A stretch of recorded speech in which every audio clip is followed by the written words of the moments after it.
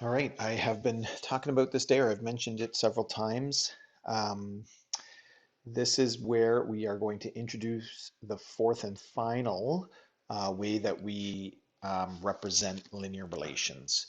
So again, to recap, we started originally in the last unit with tables.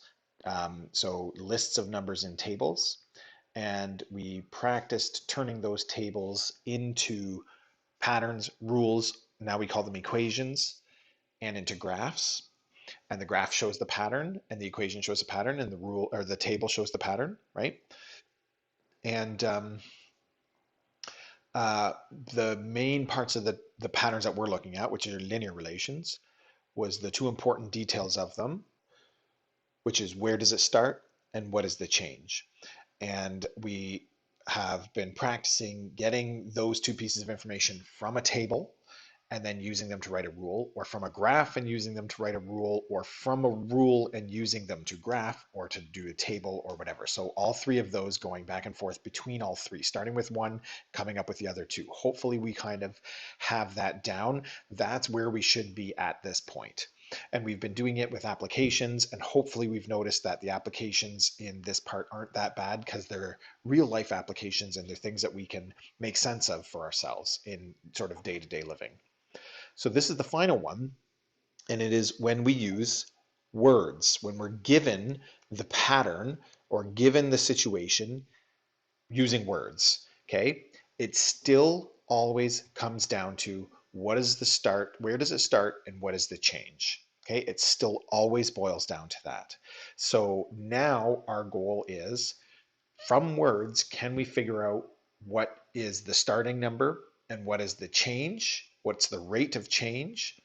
And if we can do that, then we can already do everything else, because if I have the start and I have the change, I can write the rule, right? And I can graph it and I can put it in the table of values.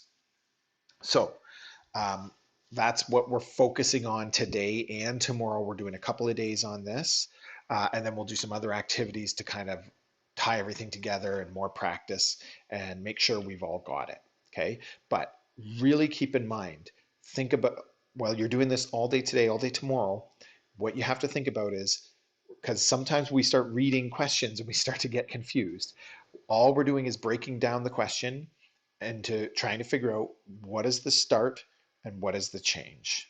Okay, so let's take a look at the first one. Uh, and the other thing before I start is connect to it in real life. Okay, think about yourself in this situation. Think about how it actually makes sense. Okay, question one. A taxi charges an initial fee of $5 and then $2 for each mile driven. So there's going to be some tips along the way, some important language to watch out for, and some questions you can ask yourself that will help you make sure that you're getting the right numbers in the right places. There's two numbers. In this case, one of them is going to be the start and one of them is going to be the change. Now, we're not there yet. Um, First, it's asking me to determine what are the two variables that are being compared. So let's go ahead and do that. And this is like the two things that are in the equation, or when all of these equations that we've been doing have two variables, what do those two variables represent? So these are both amounts of money, and we can hopefully conclude that this question is going to be about total cost. And that's one of the things that's changing in this question, right? The cost is going up as you drive further. So the total cost, and I'm going to call that capital C. That's the variable that I'm going to use. The second thing that's being compared is the number of miles. So distance in miles, okay? And for that, I'm going to use m, a lowercase m. So it's the distance you drive, and the further you drive, the more it's going to cost you. That makes sense. We understand that already. you would have answered that question if I had asked you at the beginning, how do taxi cabs work? Well, the farther you go, the more you have to pay, right? We all already know that. And that's the simple thing that's being talked about here is the further you drive, the more money you're going to pay. Okay. And so as the number of miles goes up, the total cost goes up. So those are the two variables. And I've decided to choose C and M. Notice we often use a capital letter for one of them and a lowercase letter for the other. Again, it's not right or wrong. If you don't do that, it's not going to be the end of the world. Now, question B and C um, are asking me, what is the change? The first one is actually asking about the change, right? The rate or rate of change. We've used lots of different language for that. And the second one, what is the initial amount? That's another way of starting, that's another way of saying, where does it start? So that's the start, okay? And again, that's just different language, but initial means start. Your initials are the first letters of your word, or of your name, where your name starts, right? And the word initial means the beginning or the first or the start or something along those lines, okay? So now we have to, from these words, determine what the change is and what the start is. And here's the thing. One of these costs happens over and over and over and over again, and that's the one that's the change. And the other one only happens once. That's where we start. So which one only happens once? The initial fee of $5 only happens one time, right? Whereas the $2 happens every mile. So it happens over and over and over again. Each mile, per mile, though that's the language we've talked about in the past. So the one that happens once is the start, and the one that happens over and over again is the change. So this one's $2 per mile, if I wanted to write it out with its units there. Okay, and I can recognize the start by the language. It says the initial fee, that means the starting fee, that means where it starts. I can recognize the change by its language when it says $2 each mile or $2 per mile or at a rate of $2. So those are tricks that I can use looking at that specific language, looking for key words in the question. Another thing that I can think about is the trick that I used where which one is happening once and which one is happening more than once, over and over and over again. Every time I go another mile, I get charged another $2. That means that's the part that's changing. Okay. So again, once I realize that it comes down to figuring out where does it start and what is the change, and once I come up with a strategy, one of those strategies that we've looked at, those few that I've just listed, then this almost stops becoming a word problem, okay? Because now I just have to answer these questions, but question D is write an equation, okay? But I know how to write an equation. When I go to write the equation, I'm not even going to think about these anymore. I'm not going to think about the words. I'm just going to think about the start and the change because that's how you make an equation. So I'm going to go ahead and start answering these questions. Which value above is the rate? So the $2 per mile, okay, or just two. You could say it doesn't ask for units, so you could just say two. And which is the initial amount? 5. And I do just like to include units because you never know. It's a good habit. You might be asked for units, so it's good to be able to do that. So $5. Okay. Write an equation that gives the rule between the two variables. So when it says between the two variables, it just means write the rule. Now I'm going to go back a couple of lessons and remember this that we wrote down. And this is how you write a rule. Okay. And I'm going to go ahead and copy this back later on. Remember, there's two ways that you can do it, but I'm going to hope that we know the two ways now. and I'm just going to pick one of them and go with that one. Okay. And so I can do it like this. Now I picked C as one of my variables. So the total cost equals one of the numbers plus the other number times the variable, and I chose M for that one for miles. And the one that doesn't get multiplied is the start. And the one that does get multiplied is the change, right? That's how you always write a rule. I picked my variables up above. So if I hadn't already picked them, I'd have to pick them now. And we often use letters that make sense, but you don't have to. You could use X and Y every time if you want, or T and N every time if you want, or C and N, cost and number, N for number, whatever you're comfortable with. Okay. Um, and then I just fill in those two blanks, and every single linear equation is going to look the same. It's going to have those two blanks just filled in. So the cost equals the start, which is 5, and we don't use units when we're doing a rule, so I'm dropping the units for sure now. It's not by accident, that's on purpose, plus the change times M. And we talked about this. If the number of miles is 5, then 2 times the number of miles is 10, because 2 times 5 is 10, right?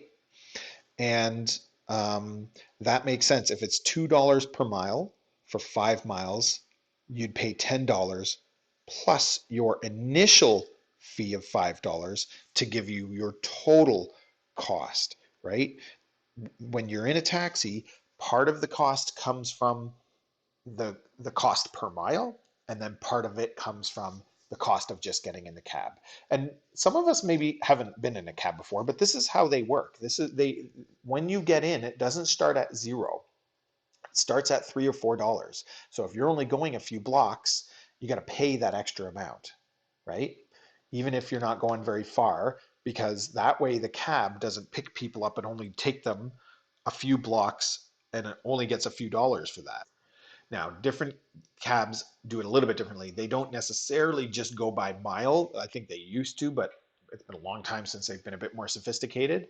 So it has to do with the amount of time that you're in the car. But if you're driving faster, then the rates sort of change. So it's not just a consistent thing. But anyway, for us, it's just going to be by the number of miles. Okay. But what I'm saying, the reason I'm bringing that up is because cabs do work where you pay an initial fee and then a cost as you drive, and the further you drive, the bigger that cost is, but the initial fee doesn't change. That is true, okay? But the exact way that they charge you is probably going to be a bit more complicated these days. Show a rough sketch of the graph of this relation. Okay, so rough sketch is going to be a specific term that we're going to learn what it means. Okay, so it doesn't mean do what you want. It specifically is going to mean what we're about to do here together. So the first thing I'm going to draw is some axes, and I'm going to use my ruler to draw them, or I'm actually going to use my tool that makes a nice straight line. Okay. And so you're going to use a ruler to draw your axes, and we're going to talk about all of the things. I'm going to show you what is required for a sketch of a relation. Okay, we're going to draw our axes with arrows on the ends. We're going to label both of them with a C, because that's the one that's for the total cost, and an M, because that's the one that's for number of miles. Okay, so this is cost along here, and this is number of miles down here. Okay, and then I'm going to show where it starts. So it's not starting at 0. Okay, that would be wrong if I did that. It's starting above 0, and it doesn't really matter if you start way up here or if you start way down here. I'm not too worried about where you start. Okay, so, but there's no point in starting up high. So even if it was 400, I would still start relatively down low. Okay, and so I'm going to show that point and I'm going to label what it is. So it's 5 because that's what our start was. And then I'm just going to show if it's going up or down. And in this case, it's going up. So I'm just going to draw a line that goes up and put an arrow on it. I don't have a scale. I'm not marking out a scale on either of the axes. I'm just marking that starting value. And because it doesn't have a scale, I can't show the actual number 2 in there. So I'm just going to show that this is going up by drawing my arrow up, okay? We also know that some relationships start up here and go down. So that's the other way that these could look. If it's starting somewhere and going down, I'm going to start it near the top of the graph. If it's starting somewhere and going up, I'm going to start it near the bottom of the graph, and that's just going to make it look a bit nicer. So again, what we need is our axes drawn with a ruler and have arrows. Okay, the start labeled and the axes labeled with those variables. Whoops. Okay, and then finally our line that goes up or down on an angle, obviously not straight up or straight down. Okay, and that's what you need when you're doing a sketch. Okay, let's try another one. That was from words. That was what was new today. Not every question is going to be exactly the same as that. We're going to try different things, but coming up with the words is often the same as starting with the words, or it has the same kind of understanding, right? So if you can come up with the words, that probably means that if you're given the words, you can figure out what they mean as well. So let's take a look at this one. For a pizza at Campus Pizza, the cost in dollars, C, so this one's giving us variables of a large pizza with n toppings. So it gave us the two variables in the last question we came up with them. With n toppings is given by the following equation. So this one's giving us the equation. It's not giving us the words. Okay, so this one is giving us the equation.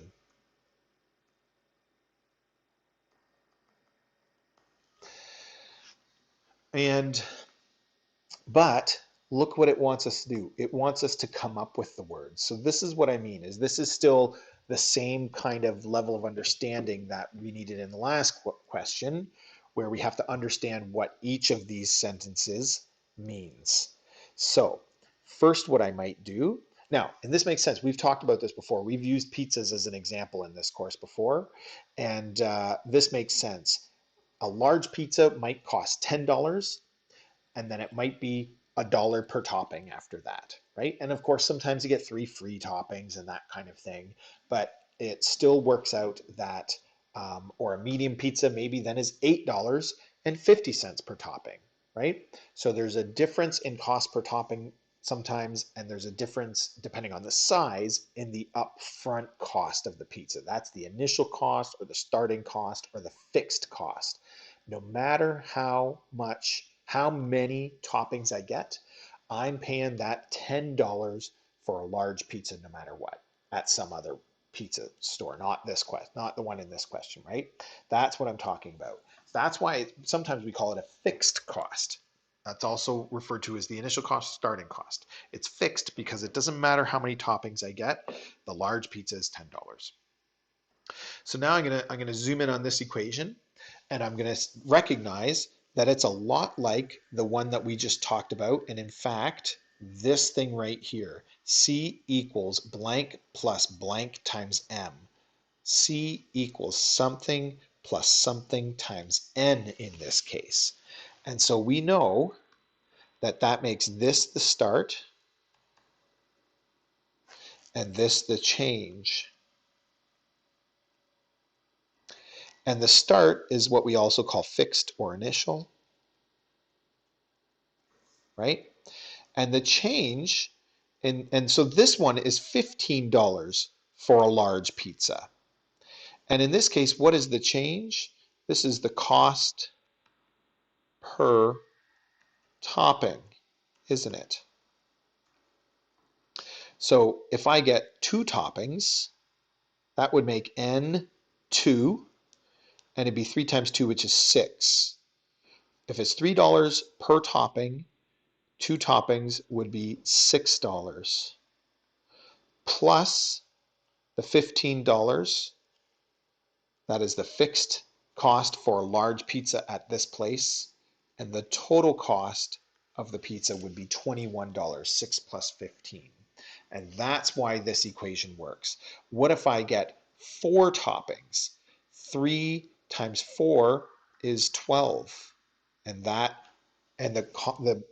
amount of money you'd be spending on just toppings would be $12. For 4 toppings, that's a lot of money for toppings. For 4 toppings, okay, that's $3 per topping. For 4 toppings is 3 times 4, which is 12. Plus the $15, that's fixed. It doesn't change whether I get 2 toppings or whether I get 4 toppings. And 12 plus 15 is 27.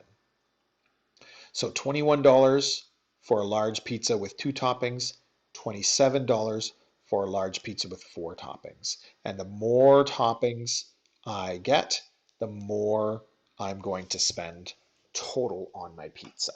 Okay, and that's how that thing works. So let's look at all 4. Even if we find the right one, we're going to look at all 4 of them. So which of the following statements is true? The base cost of the pizza is $3 and the cost per topping is 15. Well, that's not true. That's backwards. Remember, the base cost, if it was $3 and $15 per topping, I'd be paying $15 every time. So 2 toppings would be 2 times 15 plus 3. That's wrong. Okay, that doesn't make any sense. So it's not this one. The base cost of the pizza is 18 and the cost per topping is 3. Why would somebody think 18? Why do you think? They probably added the 15 and the 3. And then they decided the cost per topping is $3 because maybe they realized, well, 3 times n means that's the cost per topping, that's the rate, that's the change. So they got that part right. But they saw the 15 plus 3 and they thought that gave you 18. Okay. But you don't add them together, so that's one's wrong. The base cost of the pizza is 15 and the cost per topping is 3. Okay, that one looks right. Cost per topping is 3 and the fixed amount is 15. So that one looks like the right one. But let's read this last one and figure out why it's wrong. Make sure. Total cost for a large pizza with 2 toppings is $33. That looks like that rule. Okay, we already did cost equals 15 plus $3 per topping for 2 toppings. Remember, this is the cost per topping for 2 toppings, which is $6, which gives you a total of $21, not 33. So that one is incorrect.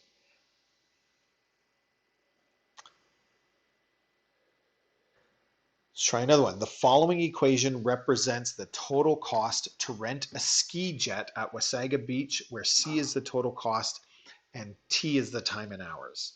Write a sentence that explains each of the values in the equation. Aha. So basically, we're coming up with the words this time. So C is total cost, T is time in hours. Let's zoom in here and look at this. Which one is changing? Which one is not changing?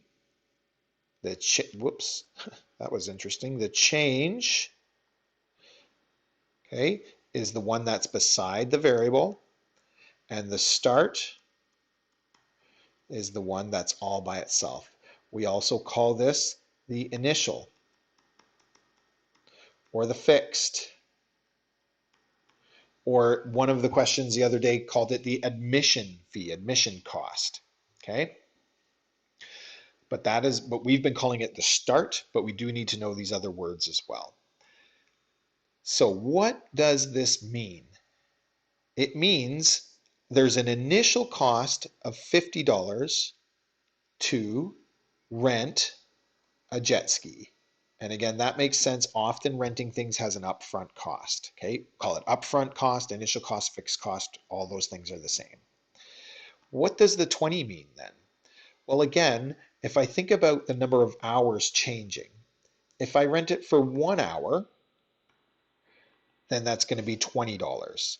If I rent it for 2 hours, it's going to be $40. If I rent it for 3 hours, it's going to be $60 because 20 times 1 is 20. 20 times 2 is 40. Don't write this down. I'm just going to scribble this and then erase it. 20 times 3 is 60. 20 times 4 is 80, right? So it's going, look, it's going up by 20 each time. That's our change. But every time I'm going to add 50. So to get the total, I have to add 50 to each of those. And that's going to give me 70, 90, 110, and 130, right? There's your total cost for each of those. Whoops, times 50, that's not right, plus 50, okay? Because I'm adding 50 to each of those as a fixed cost, but depending on how many hours I use, the cost for the number of hours goes up or it changes, okay? So I have to write a sentence that works that way. But my sentence can be basically exactly like any of these. I can make it simple, just like that one from question number 1. So we're going to do something like that. Okay, write a sentence that explains each of the values in the equation, not the variables, the values. Okay, to rent a jet ski,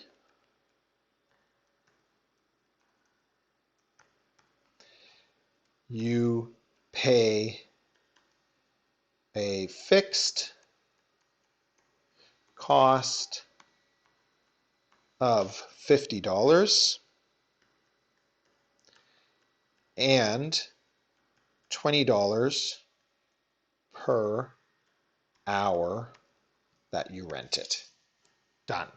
Okay, and almost every time you have to write a sentence, you could make it very similar to that one. Maybe it's not about a jet ski, it's about something else, a canoe or a car or whatever, a bike.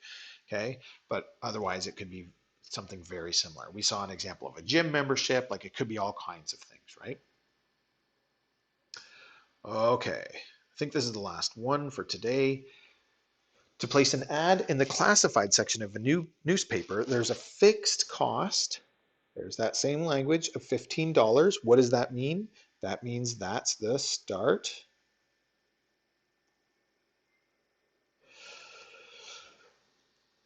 And a charge of $10 per day the ad is run. So there's your change. And notice how that's the first thing. Before I've even read these questions, I know that we're going to be talking about where does it start and what is the change. And so I just immediately start thinking about that as I'm reading the question. Which amount is the rate? Well, we figured that out. That's the $10 per day. Which is the initial amount? 15. Again, dollars, not per day, that's just a one-time amount. Write an equation that gives the rule between the two variables. So total cost, it doesn't give me the variables, I can use whatever I want. Total cost equals 10 times, how about D for number of days, or you can use N because we've used that a lot of times. But that one's the change, so it's got the variable beside it, plus the fixed cost of 15. If Simone runs an ad in the newspaper for 6 days, find her total cost. So this one is D equals 6. So cost equals $10 per day for 6 days. Like, think about that. Isn't that $60? But I also have that fixed cost of 15. That's what the equation means. and 60 plus 15 is 75. So therefore, her total cost is $75, right? And I don't want you to just do the math here. I want you to think about how that makes sense. Let me go back up here. $10 per day for 6 days is 10 times 6, which is 60, right? Plus the 15 fixed amount gives you the total of 75. And look at how the total cost comes from two places, this number and this number. But this number changes, okay, because it could be 10, 20, 30, 40, 50, whatever, depending on the number of days. In this case, it was 60, but the 15 never changes for this newspaper. Okay, and that's the last example we're going to do. I hope that that makes some sense. We've really talked a lot about linear relations and how it's always comes down to where does it start and what is the change. And I hope that it's starting to become clear that that's what makes a linear relation and how that relates to the equation and how I can come up with it from all the different ways that I might see it, words, table, graph, whatever it is. Okay, so remember, when you're practicing these ones that have to do with words, you're still narrowing it down all the time, always thinking about where does it start and what is the change. That's the most important thing, always, always, always.